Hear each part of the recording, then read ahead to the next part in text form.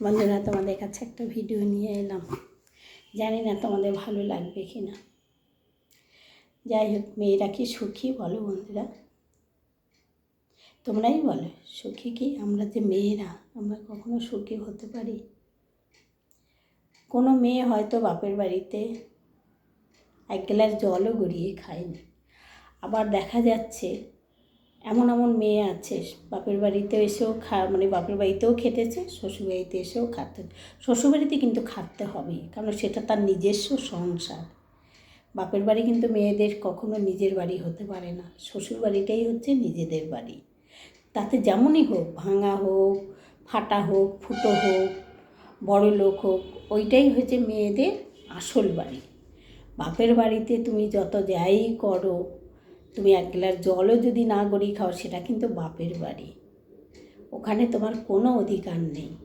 সব কিছু কিন্তু তোমার শ্বশুরবাড়িতে।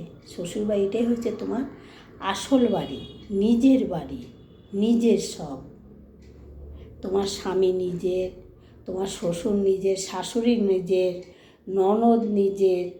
আর বাপের বাড়িতে হচ্ছে ভাই বোন যতই থাকুক না, ওই আমার ভাই, ওইটা আমার দিদি, ওইটা আমার বৌদি, ওইটা আমার দাদা, এইটাই কিন্তু।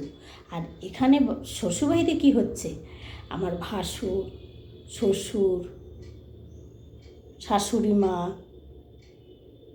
আমার স্বামী, আমার সব। বাপের বাড়িতে কিন্তু আমার নয়।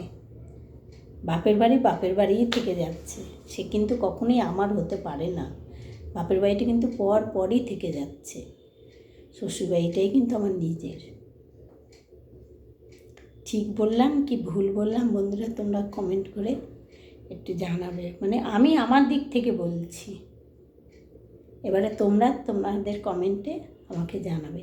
ঠিক আছে বন্ধুরা, রাখছি। তোমাদের যদি ভালো লাগে অবশ্যই কমেন্ট করে জানাবে। এটুকুই আমি বললাম। ঠিক আছে বন্ধুরা, টাটা।